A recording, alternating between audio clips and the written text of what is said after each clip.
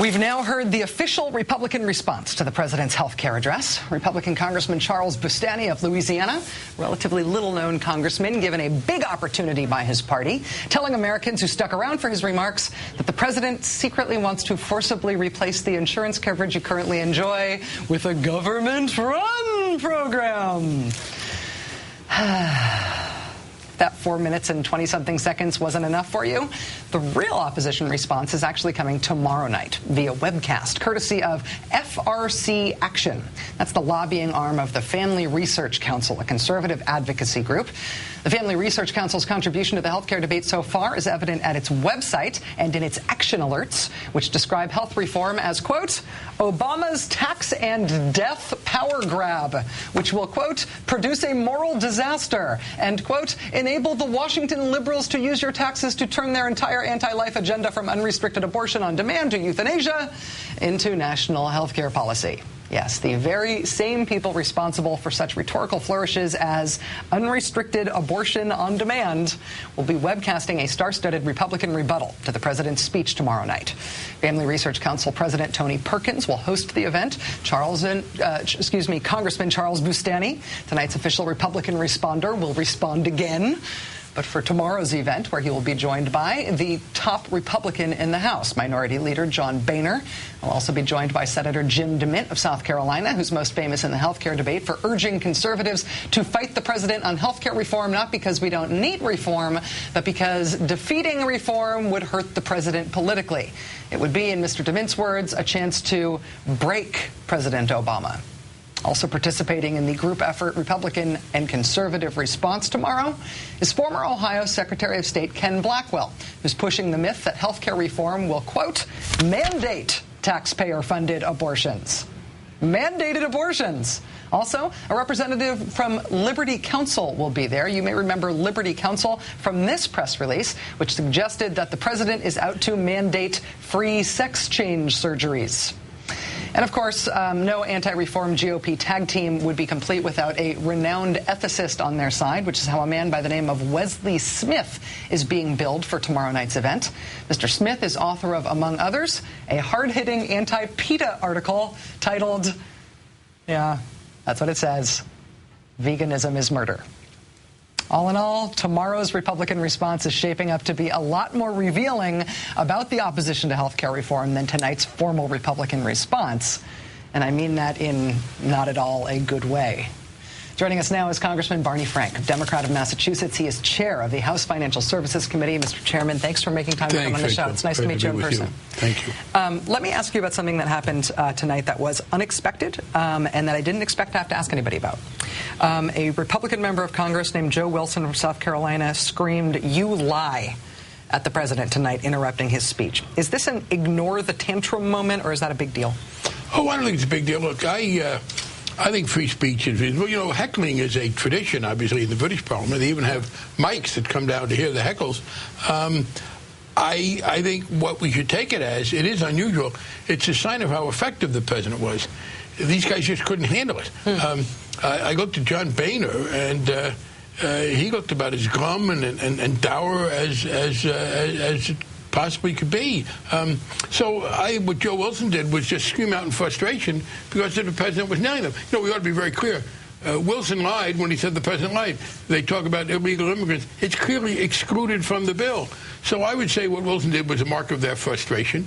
And, you know, Barack Obama is a big boy. I think, I must say, that any Republican, particularly like Joe Wilson, who wanted to get into a debate with Barack Obama, is tugging on Superman's cape and pulling the Lone Ranger's mask, but if that's what he wants to do, free country. Well, the Republicans tonight, in a more sober response, are asking for everything to start over again.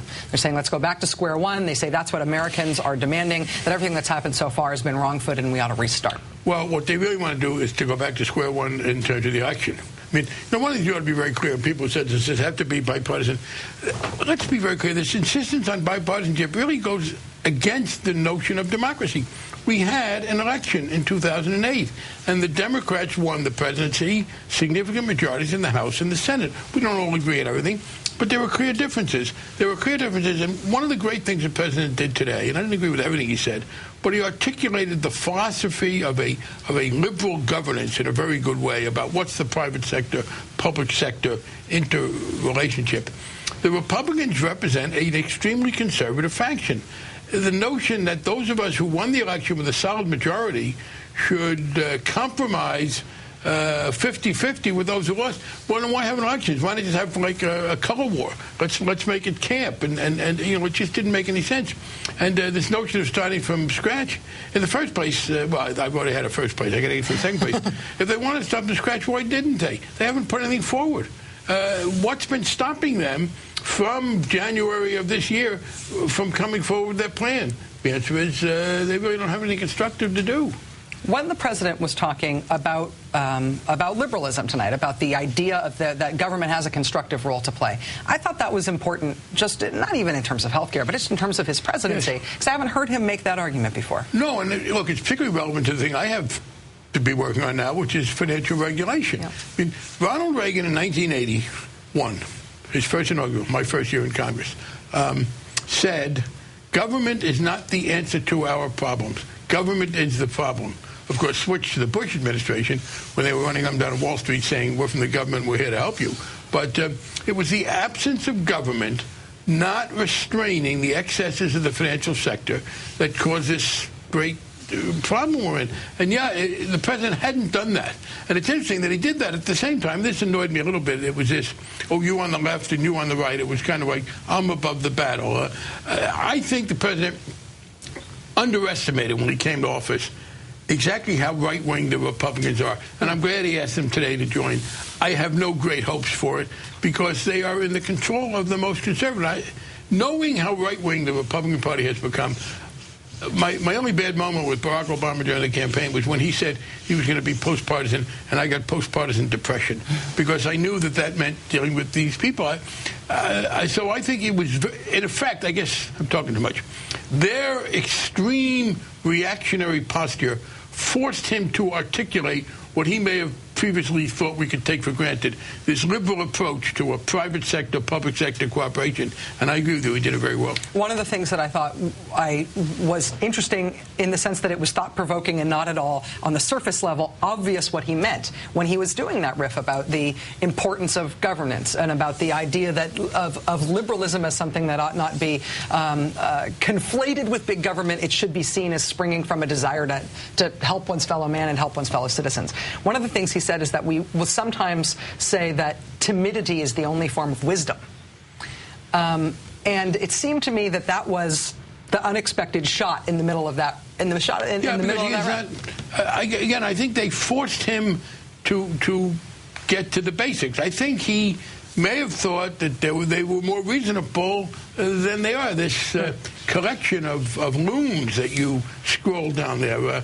I got to say, those people, if anybody needs a health plan in America, it's those people who are in severe need of mental health services. This lunacy about mandatory abortions and death penalties. By the way, yeah, there is a political faction in America that would have the government intervene in that what should be the most private moment for people when they are dealing with the last breaths, with when death is there. And that is an intensely private thing, and government shouldn't be in it. But it was the right wing in the Terry Schiavo case that got involved in this. So if you do believe that government should stay out of that terribly intimate decision, then the people of fear are those right-wingers who drove the Schiavo bill. But the one thing that is very rational in their decision-making about what to do about health care reform is that they are making a ton of money off of it, that they have energized their own base, that they have sort of brought the Christian right back to life, at least in their own estimation. They think that this is a big issue for them, not necessarily because they're going to win, but because it's going to stoke people up that are going to support them as the French. Coming back to life is, after all, a very fundamental part of Christian doctrine. But yeah, I think it's a nice blend for them of cynicism and stupidity. Some of them know better. Some of these people talk about death penalties. I think when I get into some of what Newt Gingrich said, he's a smart man who's just being cynical. Some of them are just dumb and don't understand this. But I will say this is the one thing I take comfort for. When I'm in a debate with people, if they are making cogent points against what I think is very important, I get a little nervous. I noticed last week in the New York Times that the responsible conservatives have started to complain now that the arguments against the Obama plan and against our effort to do health care are being dominated by the crazies. Well, that's their fault. They were very happy to have the crazies getting out there doing Hitler stuff and et cetera. But I think the problem is they don't have good arguments. When people make ridiculous arguments against something, it's because that's all they got. Yeah. So they can't deny that it would be good to improve health care's efficiency or to extend it to people who can't have it or to protect people against arbitrary cancellations from the private companies. So they come up with death penalties or death panels and mandatory abortions. The very weakness of their argument is a testimony to the strength of ours. Congressman Barney Frank, Democrat of Massachusetts, chairman of the Banking Committee. It's really nice to see you in person. It's nice to have you to Washington. Come back again. I will do. Thank you.